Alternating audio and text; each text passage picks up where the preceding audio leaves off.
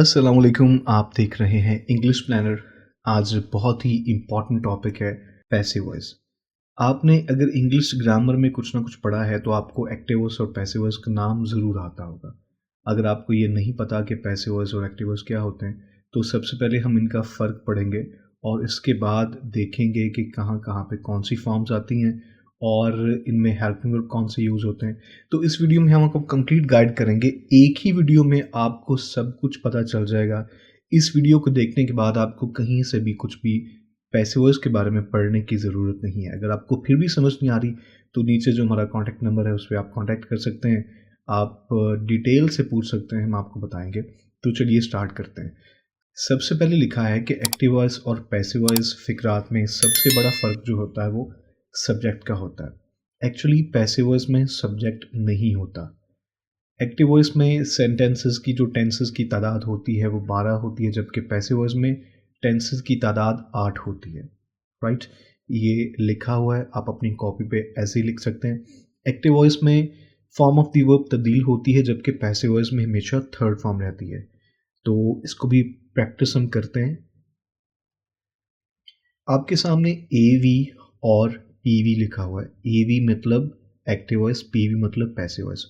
A V के आगे लिखा हुआ मैं चाय पीता हूँ और पी वी के आगे यानी कि पैसिव वॉइस के आगे लिखा है चाय पी जाती है। अब देखें, एक्टिव वॉइस में सब्जेक्ट है लेकिन पैसिव वॉइस में सब्जेक्ट नहीं है। फिर उसके आगे लिखा हुआ है एक्टिव वॉइस के आगे चेंज यानी कि form of the verb change है। पैसिव वॉइस के आगे लिखा है थर्ड फॉर्म, मतलब थर्ड फॉर्म ही आएगी पैसिव वॉइस में हमेशा। और एक्टिव वॉइस में 12 टेंसेस होते हैं और पैसिव वॉइस में 8 टेंसेस होते हैं। नेक्स्ट है, ये जो टेबल हमने पढ़ा था पहले, आपको याद होगा इस कोर्स के स्टार्ट में हमने टेंसेस जो पढ़े थे वो बॉक्स में पढ़े थे।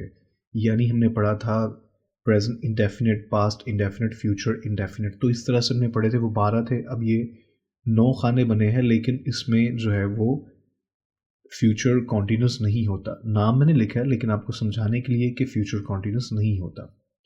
चाय पी जाती है हमने जो पढ़ा था, देखिए ये पैसिव वॉइस है क्योंकि इसमें सब्जेक्ट नहीं है। इसी के पास बनेगा चाय पी गई, चाय पी जाएगी, चाय पी जा रही है, चाय पी जा रही थी। राइट, चाय पी जा चुकी है, चाय पी जा चुकी थी, चाय पी जा चुकी होगी। अब ये फ्यूचर कॉन्टिन्यूस क्यों नहीं होता? और नीचे वाला जो सेंटेंस है परफेक्ट कॉन्टिन्यूस, ये भी नहीं होता है। ये आपने इतना समझ लेना है। क्यों नहीं होता ये किसी और जगह पे हम डिस्कस कर लेंगे, नहीं तो वीडियो काफ़ी लंबी हो जाएगी। नेक्स्ट हम देखते हैं।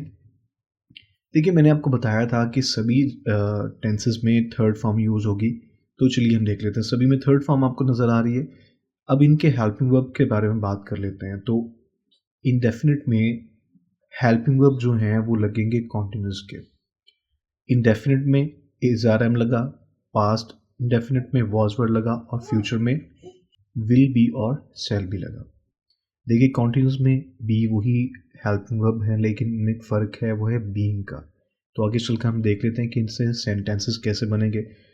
परफेक्ट में वही हेल्पिंग वर्ब लगेंगे जो कि ऑलरेडी हमने एक्टिव वॉइस में पढ़े थे, यानी प्रेजेंट में हैज़ हैव, पास्ट में हैड और फ्यूचर में विल हैव और शैल हैव। यहाँ पे एक फ़र्क है, वो है बीइंग का, BEEN बीइंग। तो चलिए नेक्स्ट हम देखते हैं कि सेंटेंसेस बनते किस तरह से इसके। वो जो सेंटेंस था कि चाय पी जाती है, उसको इंग्लिश में हम कहेंगे टी इज़ टेकन। हमने पढ़ा था कि थर्ड फॉर्म लगती है और हेल्पिंग वर्ब लगता है इज़ आर एम। टी अब क्योंकि सिंगुलर है तो टी के साथ इज़ आ गया और साथ में थर्ड फॉर्म टेकन आ गया। टी वॉज टेकन और टी विल बी टेकन। हमने जो हेल्पिंग वर्ब पढ़े थे वो इन्हीं सेंटेंसेस में, इन्हीं टेंसेस में यूज़ हुए हैं। टी इज़ बीइंग टेकन और टी वॉज बीइंग टेकन। देखिए, सभी में थर्ड फॉर्म आ रही है। टी हैज़ बीन टेकन यानी चाय पी जा चुकी है, टी हैड बी टेकन यानी कि चाय पी जा चुकी थी और tea will have been taken यानी कि चाय पी जा चुकी होगी। अब इनके नेगेटिव इंट्रोगेटिव भी वैसे ही बनते हैं जैसे हमने इस कोर्स के स्टार्ट में जो एक्टिव वॉइस पढ़े थे उनके नेगेटिव इंट्रोगेटिव बनाए थे। अगर आपको ये वीडियो आप देख रहे हैं और आपने इस कोर्स के स्टार्ट में एक्टिव वॉइस की वीडियोस नहीं देखी तो आपको पहले वो देखना चाहिए, क्योंकि हम बिल्कुल स्टार्ट में इंग्लिश कोर्स करने के स्टार्ट में पैसिव वॉइस स्टार्ट नहीं करेंगे बल्कि एक्टिव वॉइस से स्टार्ट करेंगे। फिर आहिस्ता आहिस्ता सेंटेंस का स्ट्रक्चर करेंगे, फिर कुछ ट्रांसलेशन करेंगे, फिर हम पैसिव वॉइस सेंटेंसेस की तरफ आते हैं। अगर आपको एक्टिव वॉइस नहीं आते तो पहले आपको वो समझने चाहिए। तो इसका भी स्क्रीनशॉट ले लें, अपनी कॉपी पर लिख लें। तो ये बिल्कुल आसान है। देखिए, जब हमने एक्टिव वर्ब्स पढ़े थे प्रेजेंट इंडेफिनिट और पास्ट इंडेफिनिट में पढ़ा था कि प्रेजेंट इंडेफिनिट में जब डज लगेगा तो फर्स्ट फॉर्म जो वर्ब के साथ है वो नहीं लगेगी। लेकिन इसमें ऐसा कुछ नहीं है, इसमें सिर्फ नॉट लगाकर हम जो है वो सेंटेंस को नेगेटिव कर देंगे और हेल्पिंग वर्ब को स्टार्ट में लेकर सेंटेंस को कर देंगे इंट्रोगेटिव, और ऐसा वैसा कुछ नहीं है, तो इसको भी आप समझ लें। अब हम चलते हैं कि सेंटेंसेस की ट्रांसलेशन कैसे होती है। देखिए, यहाँ पर एक चीज़ बड़ी इंपॉर्टेंट समझनी है कि एक्टिवर्स के फॉर्मेशन में और पैसिवर्स के फॉर्मेशन में थोड़ा सा फ़र्क है। वो मैंने लिखा नहीं है, लेकिन आप समझ लें। एक्टिवर्स में हमेशा आता है subject plus verb plus object, लेकिन पैसिवर्स में क्योंकि सब्जेक्ट होता नहीं है तो ये कैसे फॉर्मेशन बनेगी, इसके लिए हम लिखेंगे ऑब्जेक्ट प्लस वर्ब लिखेंगे, राइट। तो ऑब्जेक्ट स्टार्ट में आएगा। अब आपके सामने कुछ ऐसे सेंटेंसेस आ सकते हैं कि जिनमें आपको सब्जेक्ट बिल्कुल नज़र नहीं आएगा। लाइक कज़ाफ़ी स्टेडियम में हर साल मैच खेले जाते हैं।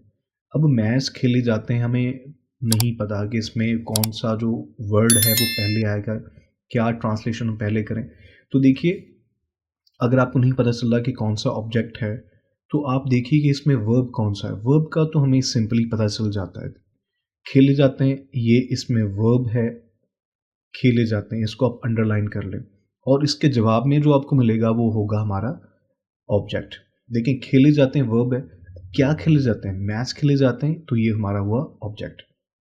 तो इसलिए ऑब्जेक्ट क्योंकि पहले आएगा तो इसकी इंग्लिश बनेगी matches are played at Gaddafi stadium every year, right. तो इस तरह के आपको बहुत से सेंटेंसेस मिल सकते हैं। अच्छा, यहाँ पे मैं एक चीज़ बताता चलूँ कि आपको इन सेंटेंसेस में कोई ना कोई नाम भी मिलेगा। हो सकता है कि वो, ही, शी, इट वाले इनमें वर्ड्स आ जाए, तो आपने बिल्कुल नहीं घबराना कि ये सब्जेक्ट हैं। वो सब्जेक्ट नहीं होंगे, वो होगा हमारा ऑब्जेक्ट।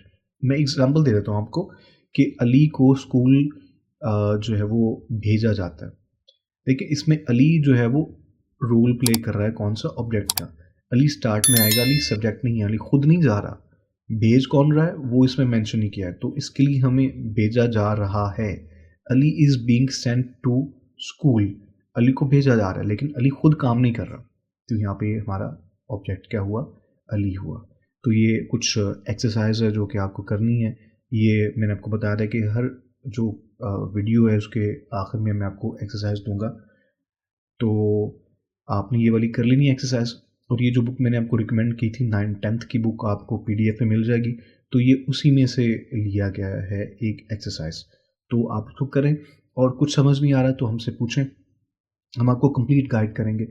किसी और वीडियो में हम देख लेते हैं कि कौन से ऐसे सेंटेंस होते हैं कि एक्टिवर्स को पैसिवर्स में चेंज कैसे किया जाता है। फिर कुछ ऐसे सेंटेंस होते हैं जो कि एक्टिवर्स से पैसिवर्स में चेंज नहीं हो सकते, तो इनको बारे में कंप्लीट हम जानेंगे, लेकिन एक और वीडियो में। तो अब तक के लिए इतना ही। आप इसकी करें प्रैक्टिस, और प्रैक्टिस करेंगे आपको मज़ीद जो है वो सेंटेंस क्लियर होंगे कि ये इस तरह से होते हैं, तो आप मज़ीद कुछ सेंटेंसेस बना सकते हैं। देखिए, एक्टिव वॉइस और पैसिव वॉइस जो होते हैं इंग्लिश ग्रामर में बहुत इंपॉर्टेंट रोल प्ले करते हैं। इनके बगैर आप इंग्लिश नहीं सीख सकते, और ये आपको करने आने चाहिए। इसी के साथ हमें दीजिए इजाज़त, और हाँ, हमारे चैनल को सब्सक्राइब करें और इसे शेयर भी करें। और कुछ समझ नहीं आता, अगेन मैं कहना चाहता हूँ कि आप हमें बता सकते हैं। अल्लाह हाफ़िज़।